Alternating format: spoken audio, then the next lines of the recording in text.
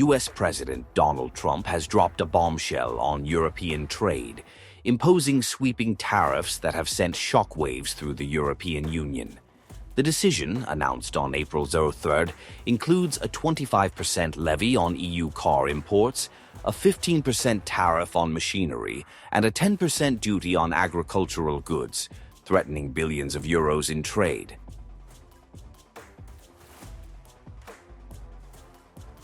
European leaders are now scrambling to assess the economic fallout and formulate a unified response, with the specter of a transatlantic trade war looming large.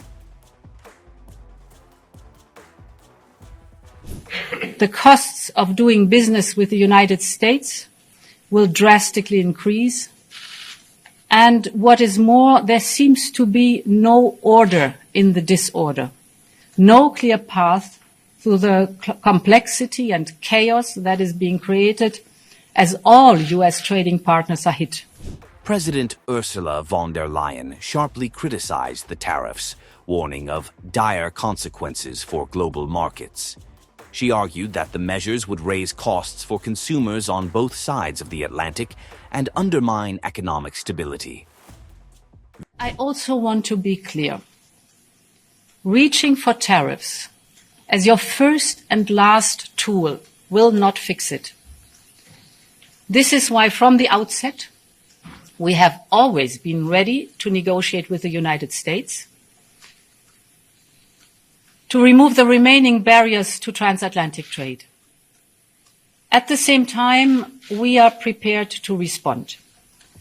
While emphasizing the EU's strength in unity, von der Leyen called for urgent negotiations with the US to avert further escalation, though she admitted the decision had sown significant disorder. The introduction of tariffs towards the European Union by the USA is a measure that I consider wrong and that does not suit any party.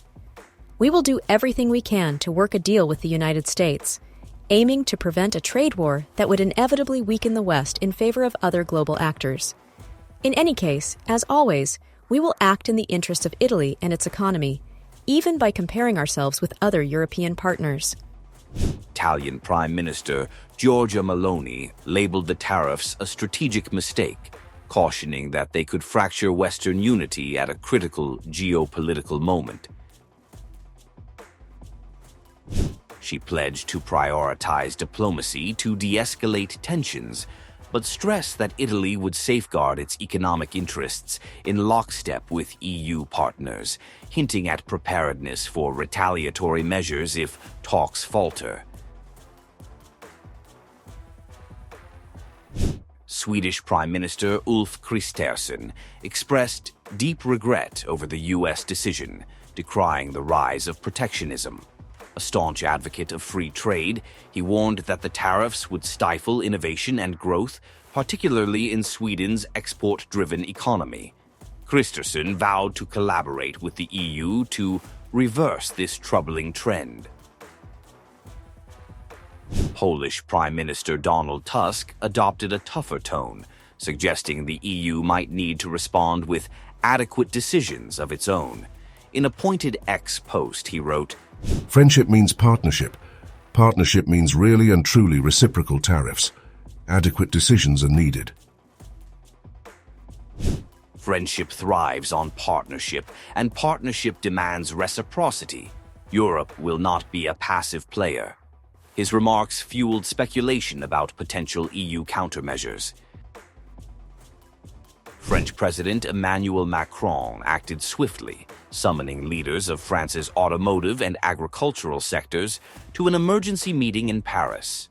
His administration signaled a push for robust EU-wide action, with sources indicating France could advocate for retaliatory tariffs on American goods, like bourbon, tech products, or energy exports.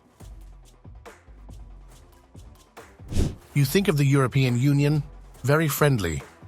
They rip us off. It is so sad to see. It is so pathetic. They charge us 39%. We're going to charge 20%, so we're charging them essentially half. Irish Prime Minister Michael Martin denounced the tariffs as a lose-lose proposition for the global economy. With Ireland's trade-heavy economy at risk, particularly its beef and dairy exports, Martin warned of job losses and pledged to work with Irish businesses and EU allies to cushion the blow. The President of the United States acted for his country, and that is his mandate. Today, I will act in Britain's interests with mine. I understand how important this is for your businesses, as it is for the British people. So we move now to the next stage of our plan. Decisions we take in coming days and weeks will be guided only by our national interest. Though no longer in the EU, the UK finds itself caught in the crossfire. British Prime Minister Keir Starmer broke his silence, stating, "These tariffs pose a risk we can't ignore. Our trade ties with both the US and EU hang in the balance."